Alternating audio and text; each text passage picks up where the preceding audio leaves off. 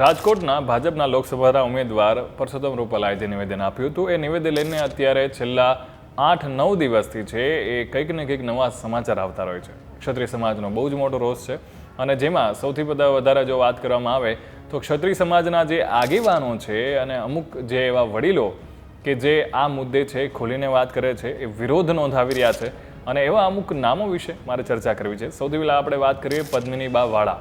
આ નામ છે એ રોજ આપણે એમના વિશે ન્યૂઝ સાંભળતા હોઈએ છીએ. એ કરણી સેના અધ્યક્ષ છે મહિલા મોરચાના અને વાત કરવામાં આવે તો એ મૂળ એમનું ગામ છે એ તણસવા ગામ છે, ઉપલેટાનું આ ગામ. અને રોજ કોઈને કોઈ એ નિવેદન આપતા હોય છે અને રોજ એમના દ્વારા જે છે અપડેટ્સ એ આપણને દ્વારા મળતી હોય છે. ફેબ્રુઆરી 2024માં એ ભાજપમાં જોડાયા હતા. 10 વર્ષ રાજશક્તિ મહિલા મંડળના પણ અધ્યક્ષ રહી ચૂક્યા છે. 5 વર્ષથી રાજપૂત મહિલા કરણી સેનાના પણ અધ્યક્ષ છે. એ સિવાય જો વાત કરવામાં આવે બીજા ચહેરાની તો એ છે તૃપ્તિબા રાઓલ કે જે સંકલન સમિતિ ગુજરાતના રાજ્ય મહિલા પ્રમુખ છે. ગુજરાત રાજ્ય સમાજ ઇન્સ્ટિટ્યુશન ઓફ કોર્ડિનેટિંગ કમિટીના પણ પ્રમુખ છે અને એટલું નહીં પણ ક્ષત્રિય નારી રત્નોના સ્થાપક પણ છે. વાત કરવામાં આવે કેવા નામની, પીટી જાડેજા કે જે આંતરરાષ્ટ્રીય રાજપૂત સમાજના અધ્યક્ષ છે અને જ્યારે કોઈ પણ એવી કોન્ટ્રોવર્સી થઈ હોય અથવા તો સમાજમાં કોઈ એવા મુદ્દા થયા હોય ત્યારે પીટી જાડેજા છે એ સમાધાન બાબતે ક્યાંય ને ક્યાંય આગળ આવતા હોય છે. અને અત્યારે જો આ કોન્ટ્રોવર્સીની વાત કરવામાં આવે રૂપાલા કોન્ટ્રોવર્સીની તો એમાં પણ એ કોઈને કોઈ બાબતે છે એ આગળ આવીને નિવેદન આપી રહ્યા છે.